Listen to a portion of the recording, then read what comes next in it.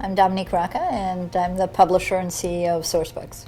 Sourcebooks is one of the largest publishers in the country. We are today we are the largest woman-owned book publisher in America, and as well as being one of the largest publishers in the Midwest.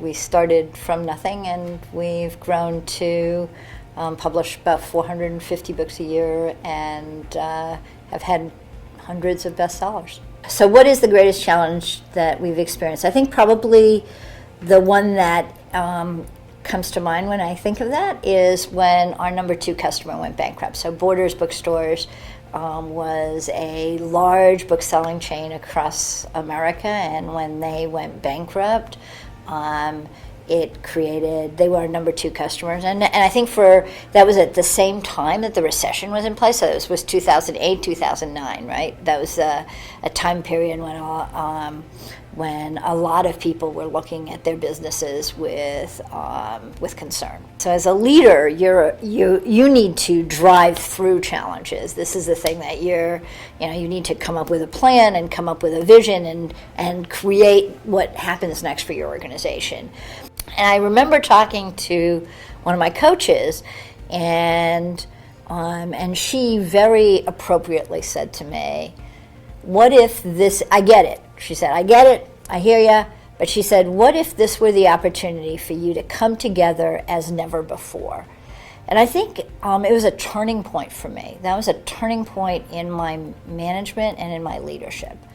From there, we invented a completely different Sourcebooks. So what I did was I did exactly that. I took the opportunity to bring people together, and I put everybody into this large area in our organization called the Bullpen, and I showed them the announcements that were coming out from book publishing company. And it was slide after slide of basically daily announcements of layoffs and shutdowns, and I mean, it was just basically, and obviously the Borders news, which continued to be extremely negative.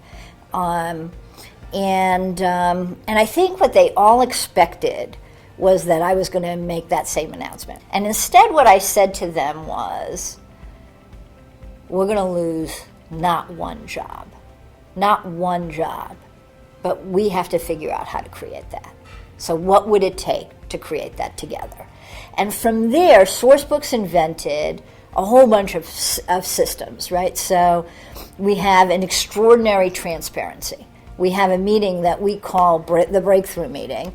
At that time, that was the first of those meetings. It was called Not Business as Usual. And we invented, we get together every couple months, and we talk about the business, and we talk about how things are going, the good, the bad, the ugly, all of it. They see all of it. So it really changed all of our management styles. It changed me as a leader. It changed us as an organization. It changed pretty much everything we did from then on. By the way, we did double-digit growth that year. We did double-digit growth from then on. I would say there are 3 things that we work on relentlessly.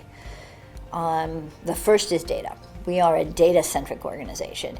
And the reason that we care so much about data is because the world is changing so quickly, right? And that's why I think everybody has to care about data. And it's interesting because the juxtaposition of data and story is something that people don't think about, right? People think that we're storytellers, but data is also part of the story. The second is thinking about agility. Book publishing. It has been around since roughly the 16th century, and it has been unchanged in some very fundamental ways since the 19th century. So how do we create the agility that the 21st century needs, right? How do we create books faster in ways that touch our customers at just the right place, at just the right time that they want them, and yet have the same value, have the same consistency, and have the same quality that we've always wanted. So those, I think, are 2 really important parts of our culture. And the last part of our culture that really matters for us is innovation.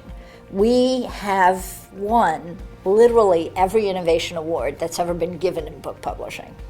And we care about innovation because we care about the reader, right? Because once we move from thinking about customers as retailers to thinking about readers as really the customers that we're serving, then we started thinking about, what are all the ways that we can make that reading experience absolutely delightful, and make sure that we get the right book to you exactly when you want it, exactly in that moment.